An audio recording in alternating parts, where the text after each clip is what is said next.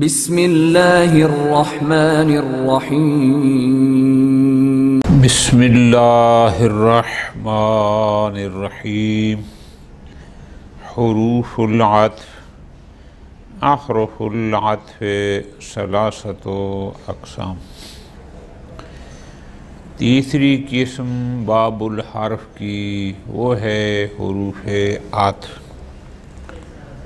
کہ ایک چیز پر دوسری چیز کا عطف کرنا تو پہلا معطوف علیہ کہلاتا ہے، دوسرا معطوف کہلاتا ہے۔ یہ عطف چند حروف کے ذریعے ہوتا ہے، تقریباً 9 کا یہاں استاد شرطونی نے ذکر کیا ہے کہ ان حروف کو حروف عاطفہ کہا جاتا ہے۔ جو 9 ذکر فرمائے ہیں ان میں واو، فا، ثم، حتی، لیکن، لا، بل، او، یہ ہے 9 حروف ذکر فرمائے ہیں استاد شرطونی نے یہاں پر۔ ان کو کہا جاتا ہے حروف عاطفہ، ایک چیز کا دوسری چیز پر عطف کرنا۔ لیکن یہ حروف خود 3 اقسام میں تقسیم ہیں، یا آپ یوں کہہ دیں کہ حروف عاطفہ 3 قسموں کے ہیں۔ مثلا پہلی قسم کہ حرف عطف دلالت کرتا ہے کہ میرا معطوف علیہ اور معطوف دونوں ایک ہی حکم رکھتے ہیں، دونوں کا حکم ایک ہے۔ جا زید و عمر، آنے کا حکم زید معطوف علیہ ہے، اس کے لیے بھی ہے، عامر جو کہ معطوف ہے اس کے لیے، دونوں کا حکم ایک ہی ہے، دونوں اکٹھے اس حکم میں شامل ہیں۔ ایک قسم۔ بعض حروف ایسے ہیں جو دلالت کرتے ہیں کہ نہیں، یہ حکم معطوف یا معطوف علیہ میں سے صرف ایک کے لیے ہے، اور وہ بھی متعیناً، کیا یہ حرف دلالت کرتے ہیں یا یہ حکم فقط معطوف کے لیے ہے، معطوف علیہ کے لیے نہیں ہے، باقاعدہ تعیین کرتے ہیں، یا یہ دلالت کرتے ہیں کہ یہ حکم فقط معطوف علیہ کے لیے ہے، معطوف کے لیے نہیں ہے، یعنی معطوفین میں سے کسی ایک کے لیے ہے اور اس کو معین کر دیتے ہیں کہ یہ حکم کس کے لیے ہے، دونوں کے لیے نہیں ہے، ایک کے لیے۔ یہ دوسری قسم ہوگی۔ تیسری قسم ان حروف عاطفہ کی یہ ہے کہ کرتے وہ بھی یہی ہیں، دلالت کرتے ہیں کہ یہ حکم معطوف علیہ یا معطوف میں سے ایک کے لیے ہے، دونوں کے لیے نہیں، لیکن تعیین نہیں کرتے، وہاں ابہام ہوتا ہے کہ یا معطوف علیہ کے لیے یا معطوف کے لیے۔ اب سب سمجھ آ گیا؟ یعنی دوسری قسم میں حرف دلال تعیین کر دیتا تھا کہ فقط معطوف کے لیے ہے یا معطوف علیہ کے لیے، تیسری قسم میں اتنا تو یہ دلالت کرتا ہے کہ یہ حکم فقط ایک کے لیے ہے، لیکن کس کے لیے ہے، معطوف یا معطوف علیہ میں سے، اس میں ابہام ہوتا ہے۔ ٹھیک ہوگا؟ یہ ہو گئی 3 قسمیں۔ اس کے بعد پھر شروع کر رہے ہیں ان تمام حروف میں سے ہر ایک کی تفصیل اور اس کو استعمال کرنے کا طریقہ، کہ کون، ایک تو یہ معنی آ گیا کہ عطف کے لیے آتے ہیں، کیا معنی دیتے ہیں، ان کے استعمال کا طریقہ کیا ہوگا، ایک ایک حرف کر کے بیان کرتے ہیں، کوئی پیچیدگی نہیں ہے، تھوڑی سی توجہ کریں تو کوئی مشکل نہیں ہے۔ فرماتے ہیں حروف العطف احرف العطف ثلاثۃ اقسام، حروف عاطفہ کی 3 قسمیں ہیں، ٹھیک ہو گیا جی۔ الاول، پہلی قسم، ما یجمع المتعاطفین تحت حکم واحد، حروف عاطفہ میں سے کچھ حروف ایسے ہیں جو پہلی قسم ہے کہ وہ متعاطفین کو یعنی معطوف اور معطوف علیہ کو ایک حکم کے تحت جمع کرتے ہیں۔ یہ حرف دلالت کرتے ہیں کہ ایک ہی حکم معطوف کا بھی وہی ہے، معطوف علیہ کا بھی وہی ہے، دونوں کے لیے یہی حکم ہے۔ وہ کون سے ہیں؟ وہ ہیں 4 حرف، الواو، الفا، ثم، حتی، یہ ہے 4 حروف ہیں، ٹھیک ہے جی۔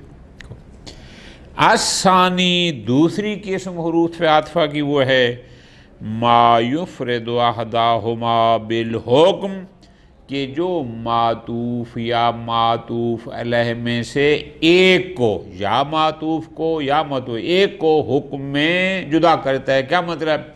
یعنی کچھ حروف دلالت کرتے ہیں کہ یہ حکم معطوف کے لیے ہے یا معطوف علیہ، یعنی دونوں کے لیے، ایک کے لیے ہے، وہ بھی علی سبیل التعیین، معین کر کے بتاتے ہیں کہ یہ ہے یا معطوف کے لیے یا یعنی معطوف اور معطوف علیہ میں سے ایک کو معین کر دیتے ہیں کہ یہ حکم کس کے لیے، یعنی دونوں کے لیے، ایک کے لیے اور اس ایک کو بھی معین کر دیتے ہیں۔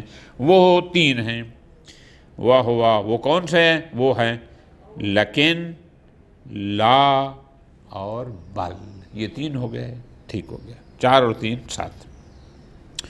والثالث، تیسری قسم، ما یفرد احدہما بالحکم، جو معطوف یا معطوف علیہ میں سے ایک کو حکم میں افراد کرتے ہیں۔ کیا مطلب؟ وہ کہتے ہیں کہ یہ حکم دونوں کے لیے ایک کے لیے ہے، لیکن علی سبیل الابہام، پہلا تھا علی سبیل التعیین، وہ معین کرتے تھے کس کے لیے ہے، لیکن یہ اتنی دلالت کرتے ہیں کہ ایک کے لیے ہے، وہ ایک کون سا ہے، اس میں ابہام ہوتا ہے کہ آیا وہ حکم معطوف کے لیے ہے یا معطوف علیہ، ایک کے ابہام ہوتا ہے۔ اور وہ کون سے حروف ہیں؟ 2 ہیں، ام و او، 7 اور 2 9۔ اب یہ 9 ہو گئے حروف عاطفہ، اب 3 ہو گئی ان کی قسمیں۔ اب یہاں سے آگے ہر حرف کی اپنی تفصیل کہ کون سا حرف کیا معنی دیتا ہے۔ فرماتے ہیں الواو تستعمل لمطلق الجمع بین المتعاطفین، واو دلالت کرتی ہے اس پر کہ معطوف علیہ اس حکم میں مشترک ہیں، ٹھیک، لیکن ایک لفظ ہے وہ ہے لمطلق الجمع، کہ متعاطفین میں جمع بین المطلق کے جمع کا مطلب کیا ہے؟ مطلق کا معنی آپ یہ کریں گے، وہ اتنا بتاتے ہیں کہ ان دونوں کا حکم یہی ہے، یہ نہیں بتاتے کہ آیا ان میں کوئی ترتیب تھی یا ترتیب نہیں تھی، آیا وہ یکے بعد دیگرے تھے، اکٹھے تھے، تاخیر، تقدیم، ترتیب، فلاں، نہ، ان چیزوں کو بیان، بس اتنا کہتے ہیں کہ یہ حکم ان دونوں کے لیے بس لمطلق الجمع، یعنی جمع بین الحکم، وہ اتنا بتاتے ہیں کہ معطوف علیہ اس حکم میں مشترک ہیں۔ اب آیا بیک وقت ہیں یا ان میں کوئی ترتیب ہے، فلان ہے، نہ، ان چیزوں کو بیان نہیں کرتے۔ مثلا جاء زید و عامر، واو یہ بیان کر رہا ہے کہ آنے کا حکم، آنے میں جو جا جو حکم ہے، جو فعل ہے، زید آیا اور عامر، کہ آنے والا حکم زید معطوف علیہ اور عامر دونوں اس جا والے حکم مجیء میں مشترک ہیں، لیکن آیا دونوں اکٹھے آئے یا ایک ایک کر کے آئے، یکے بعد دیگر آئے، اس چیز کو واو بیان نہیں کر رہی، بس اتنا بتا رہی ہے کہ یہ حکم ان دونوں کے لیے ہے۔ ٹھیک ہو گیا، یہ ہو گیا واو۔ اس کے بعد آ گیا فا فرماتے ہیں الاصلو، پوری توجہ، فی معنی الفا، فا ظاہر ہے وہ بھی چونکہ پہلی قسم میں سے ہے، معطوف اور معطوف علیہ بیان کرتی ہے کہ دونوں کا حکم ایک ہے، لیکن ساتھ یہ معنی بھی فا بیان کرتا ہے کیا؟ ترتیب، کہ پہلے یہ حکم معطوف علیہ کے لیے ہے، بعد میں معطوف کے لیے، یعنی ترتیب کے ساتھ۔ فقط جم بین الجم بیان نہیں کرتا کہ جم کہ دونوں معطوف معطوف علیہ اس حکم میں مشترک ہیں، نہیں، جم کے ساتھ ساتھ حکم واحد میں دونوں مشترک ہیں، اس جم کے ساتھ ساتھ ترتیب کا معنی بھی فا بیان کرتا ہے۔ ترتیب و تعقیب، تعقیب کا معنی کیا ہے؟ یعنی ترتیب ہے لیکن ساتھ تعقیب ہے، بس پہلے اس کے لیے بعد میں اس کے لیے، یعنی کوئی زیادہ فاصلہ ان کے درمیان نہیں ہے۔ تعقیب کا معنی آپ یہ کریں گے کہ یک کے بعد دیگرے بغیر کسی فاصلہ عرفی کے، جیسے جا زیدن فا عامرن، اب ترجمہ آپ یوں کریں گے کہ آیا زید فا عامرن، پھر عامر، یعنی آنے کا حکم زید کے لیے پہلے ہے، عامر کے لیے بعد میں، لیکن عامر کا کوئی زیادہ فاصلہ نہیں ہے، تاکہ بس وہ آیا بعد میں وہ آیا، ترتیب بھی ہے تعقیب بھی ہے۔ طلبت من زید، میں نے جیسے طلب کیا، فقلت، پس میں نے کہا آتنی الکتاب، اب یہ کو یعنی پہلے ہے طلبت من زید، یہ معطوف رہے، فقلت فاتف آ گیا، قلت آتنی الکتاب، یعنی ترتیب ہے کہ پہلے میں طلب کیا، بعد میں نے اس کہا مجھے کتاب دو، ترتیب بھی ہے اور تعقیب بھی ہے۔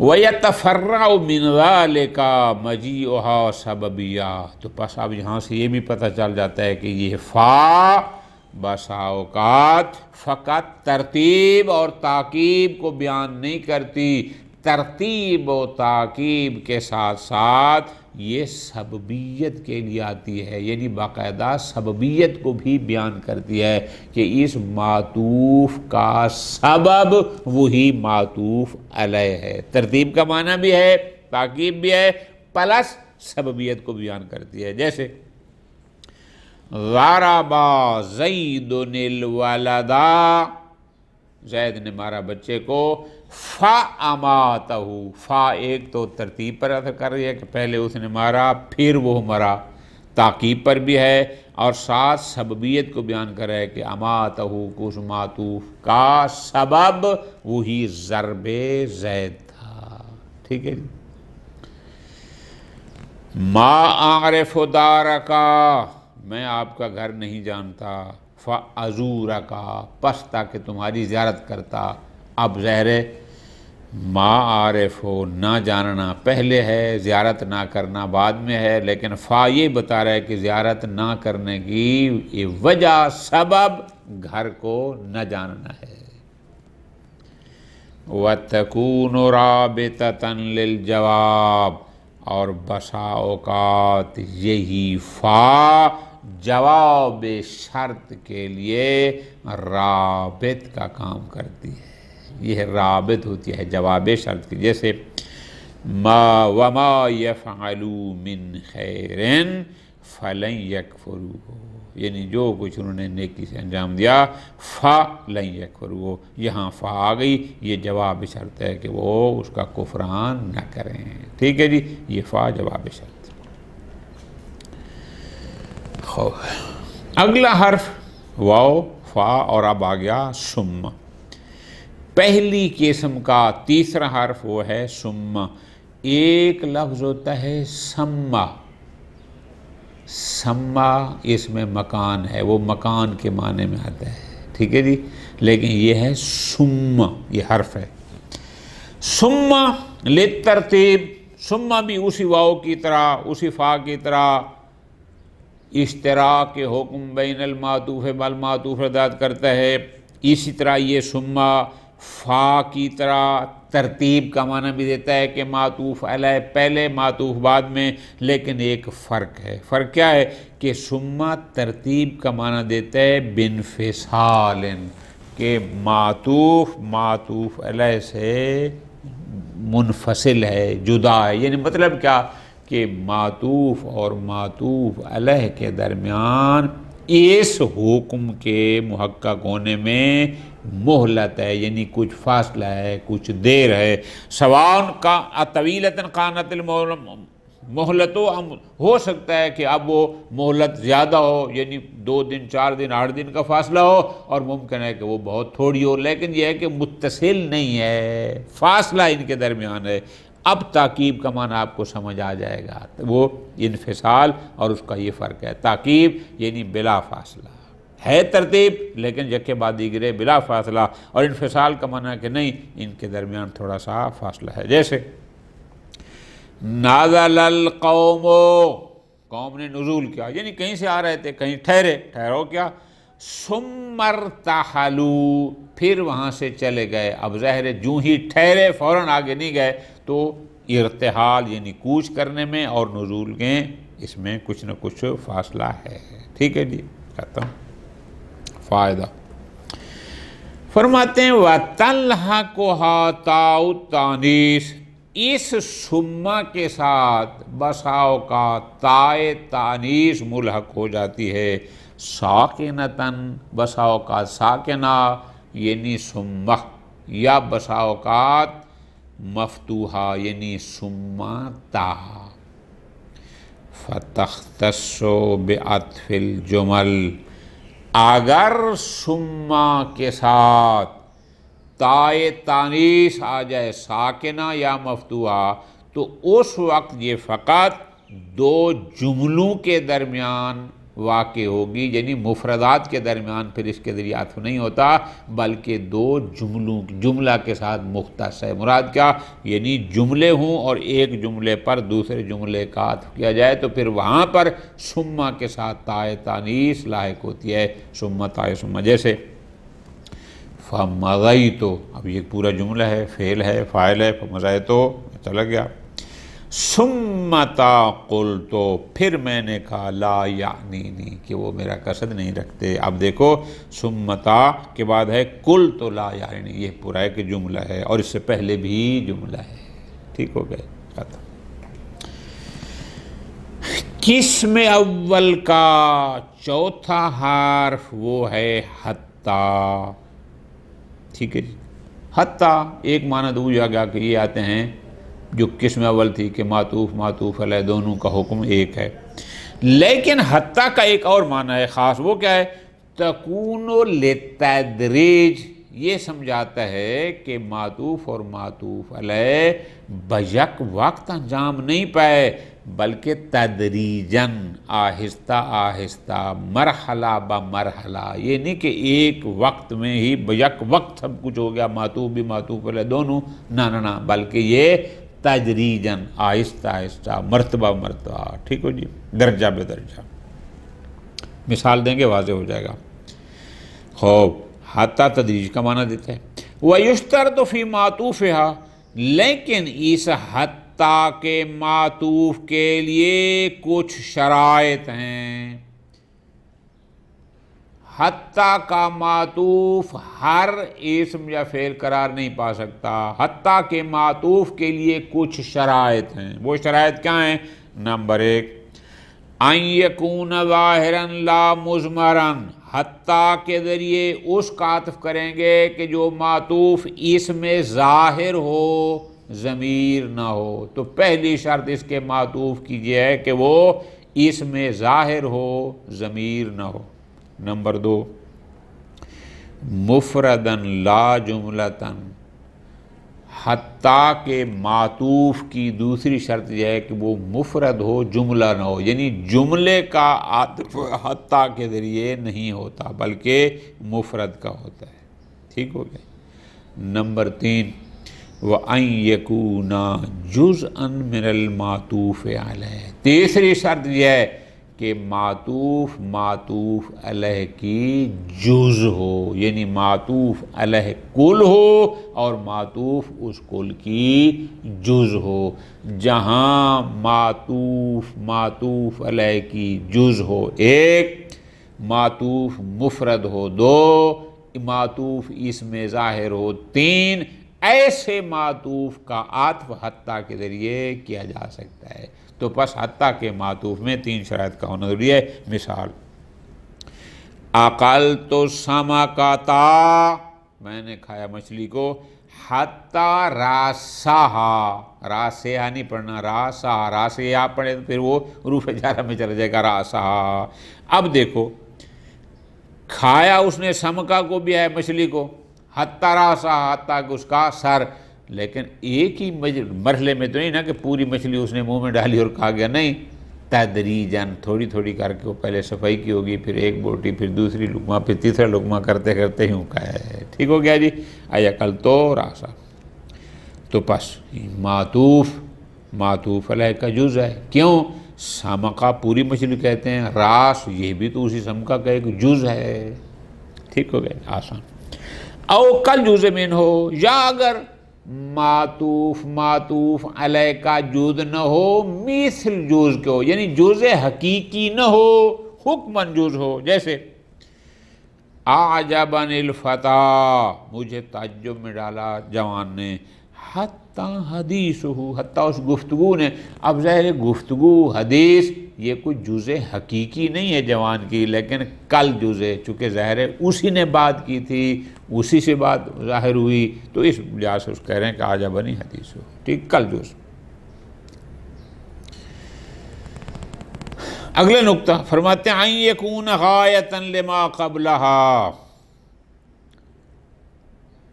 جو معطوف ہے، حتیٰ کہ معطوف میں ایک شرط کیا ہے کہ وہ غایت ہو اپنے ماقابل کی، چاہے زیادتی کے حوالے سے یا نقصان۔ زیادتی اور نقصان کا کیا مطلب ہے آگے بتاتا ہوں، یعنی یا وہ معطوف علیہ سے با فضیلت تر ہو تو یہ زیادتی ہو گئی، یا وہ اس سے بلحاظ فضیلت کم تر ہو تو یہ نقصان ہو گیا، کہ معطوف علیہ کی غایت ہو، ان یکون غایۃ لما قبلہ فی زیادت و نقصان، جیسے مات الناس، مر گئے لوگ، حتی الملوک۔ اب آپ دیکھو یہاں پر ملوک یہ زیادتی ہے کہ ناس میں ہر قسم کا بندہ آ جاتا ہے، لیکن ملوک بادشاہ وفجتر آ گئے، ٹھیک ہے جی؟ تو اب یہ غایت ہے ما قبل کی، کہ جو لوگ مرے ہیں، ہم لوگ بھی مرے ہیں، حتیٰ کہ بادشاہ بھی مر گئے، یہ اپنے ما قبل کی غایت ہے، یعنی وہ بھی باقی نہ رہے۔ ناجحت طلاب، کامیاب ہو گئے طالب علم، طلاب پڑھنے والے، یہ نسیاں، حتی المبتدئون، حتیٰ کہ مبتدی جو ابھی تازہ وارد ہوئے تھے، سال اول دوم کے تھے، اب یہ نقصان کی مثال ہے کہ آپ طلاب سے مراد لیں کہ جو سینئر ہوں اور اس سے مراد جونیئر ہوں، اب یہ ہے کہ وہ غایت ہے اس کی نقصان کے حوالے سے، آسان ہوگی۔ اور آخر میں فرماتے ہیں حتیٰ کی باس میں تکون حتیٰ حرف ابتداء و استئناف اذا ولیتھا جملہ، اگر حتیٰ کے بعد جملہ آ جائے تو یہ حتیٰ استئنافیہ ہوگا، یا اس کو حرف ابتداء کہیں گے، ٹھیک، چونکہ ظاہر ہے یہ جملہ ہے تو جملہ ظاہر ہے ایک مستقل کلام ہوتی ہے، اس لیے اس کہتے ہیں حتیٰ استئنافیہ یا حرف ابتداء، جیسے لم یفتح المجرم فاہ، مجرم نے اپنا منہ نہ کھولا، امام القضاة، قاضی کے سامنے، حتی تعجب الحاضرون، اب حتیٰ یہاں پر استئنافیہ ہے یا حرف ابتداء ہے، کیوں؟ اس لیے کہ تعجب الحاضرون پورا ایک جملہ ہے، حتیٰ کہ حاضرین متعجب ہوئے، اب تعجب حاضرین، اب یہ گویا سبب بھی ہے، اور اس کس چیز، یہ مسبب ہے، اور اس کا سبب کیا ہے؟ وہی مجرم کا منہ نہ کھولنا، ٹھیک ہے جی؟ لیکن ہمارا محل شاہد یہ ہے کہ چونکہ حتیٰ کے بعد پورا جملہ ہے، لہذا یہ حتیٰ استئنافیہ یا حرف ابتداء ہے۔ صلی اللہ علیہ محمد وعلیہ محمد۔